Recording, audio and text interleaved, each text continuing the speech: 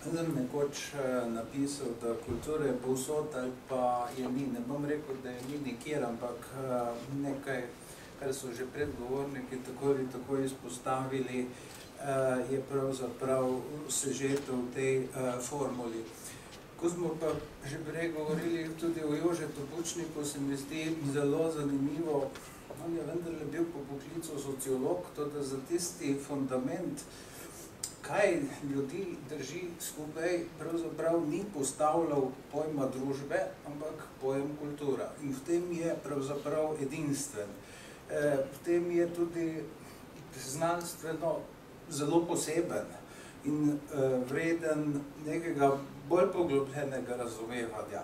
Tisto, kar pa je čutil v izhodišču vašega vprašanja, pa seveda malce nekaj drugega.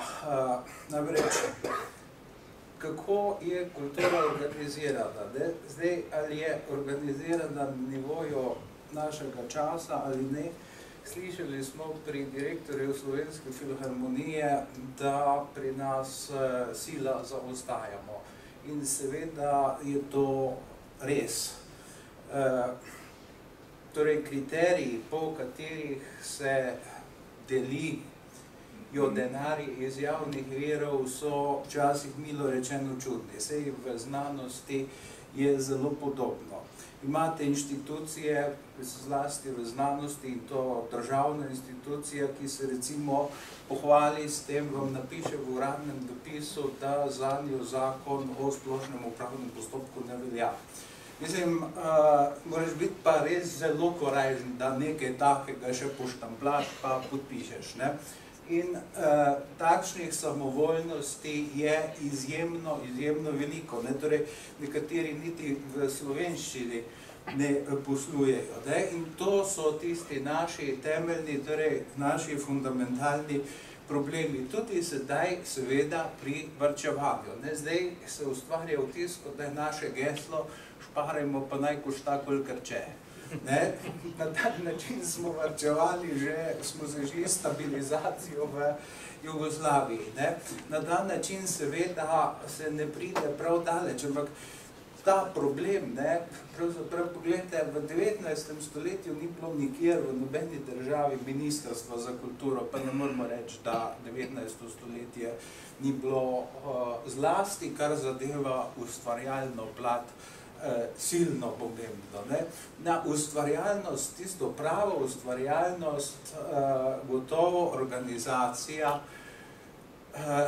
ima določen vpliv, pospeševalen ali zaviralen, gotovo pa ne odločilen. Samo pogledajte, jaz sem bil nekoč v eni komisiji na Ministrstvu za kulturo in tam, kaj smo ugotovili, da ima 2000 ljudi pri nas status takšen, da jim država plačuje socialne prispevke iz naslova izjemnih kulturnih dosežkov. Ljudje, 2000 izjemnih umetnikov imamo, ki se samo z umetnostjo ukvarjajo. Nikakor ne še zdaj tisti, ki so zaposleni v simfoničnem orkestru, ki so v, recimo, kakšnih založbah ali tako dalje.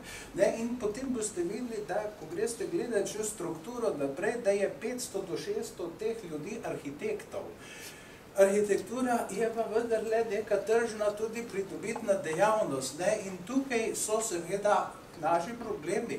2000 ljudi ni majhna stvar in če jih vi zdaj nenadoma v enem koraku pahnete v boj za preživetje, to tudi ne bo nikomu nikjer poželo nikakršnega navdušenja in to seveda upravičeno, ker take sistemske spremembe terjajo čas. In to pa je tista zgodba, ki jo je direktor filharmonije načel, se pravi naše strukturno zaostajanje in z tega včasih smo kar naprej govorili Evropa zdaj, pa takoj, pa povsod.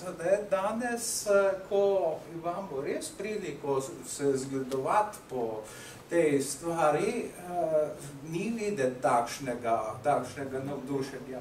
Ni videti takšnega navdušenja. Silno radi se sklicujemo recimo na Skandinavijo. Danski kulturni model je verjetno zelo uspešen. Danska je mehna država, izda pa v Evropi največ knjig na glavo prebivalca. Mi smo tukaj drugi. Ampak danska kulturna politika je pravzaprav silno enostavna. Država ne vidi svoje vloge v tem, da inicira projekte, ampak da jih podpira. Tisti človek, ki ima idejo, da bo nekaj napravil, tistega pač podprejo, mu pomagajo uspeti. Kajti tisti je seveda zainteresiran. Če pa je nekdo kot uradnik v službi, pa magari v kulturi, je pa tukaj seveda problem. Vse v zdravstvu je podoben problem, je problem pravzaprav vse povsod, ne? In tu pa je tisti fundamentalni problem, ne, ki ga je seveda pač načel kot sociolog dr. Jože Pučnik, ne, to se pravi kultura kot tisto temeljno, kar ljudi seveda povezuje. Ne? In če pogledamo danes k nam, povezanost med ljudmi je seveda strahoten problem. Pravzaprav to, kar je gospod Štohec rekel, ta mentaliteta znajdi se, ki nam vendarle postaja celo nekaterim generacijam, priznajmo si, je to pravi vzor.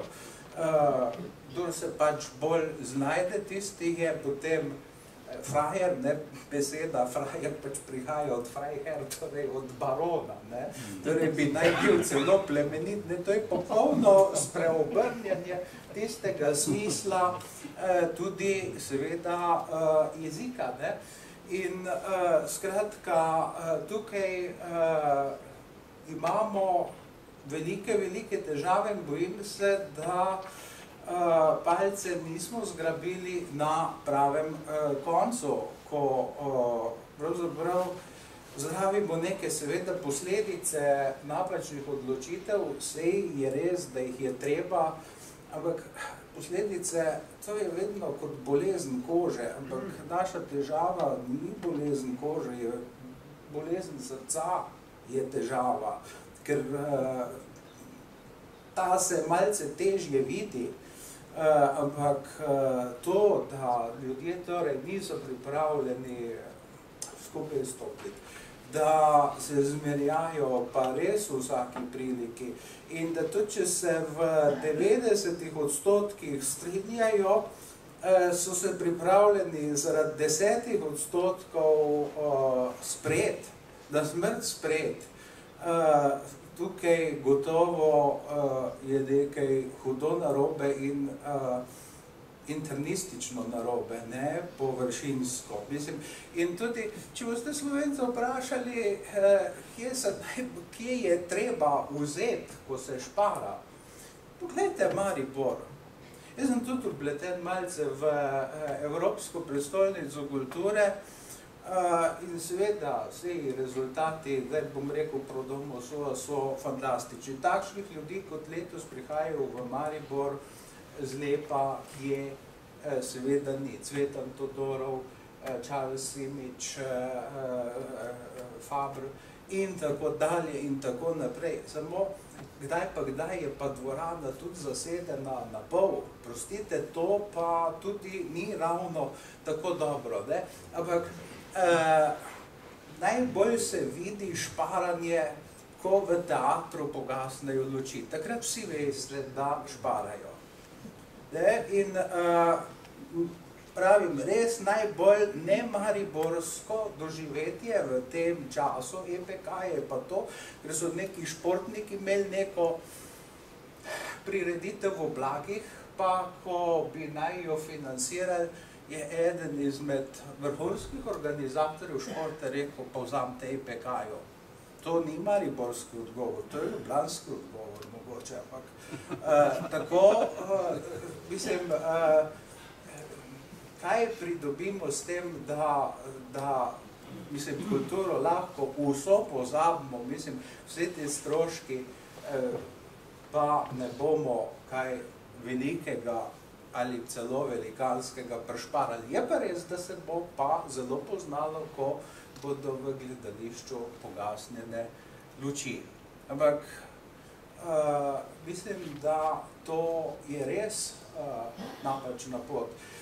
In veste, ni samo predstava, da je kultura napravila Slovence. Sej ne samo kultura, ampak vendarle, sej navsezadnje smo v Mariboru. Prav v Mariboru je recimo Veno Taufer izdal pesniško zbirko srednji svinčenih 70-ih, ki ima akrostih Pučniku Jožetu. Kultura je znala, vsaj med vrsticami, kdaj tudi povedati tisto, kar se drugače ni dalo. In kulturniki mogoče kdaj mislijo, da imajo zaradi tega neke privilegije. Ni privilegije več, ni tega, ne? Ampak vendarle neko, bi rekel, pravico do prostora pod soncem pa seveda tudi imajo ali pa recimo imamo.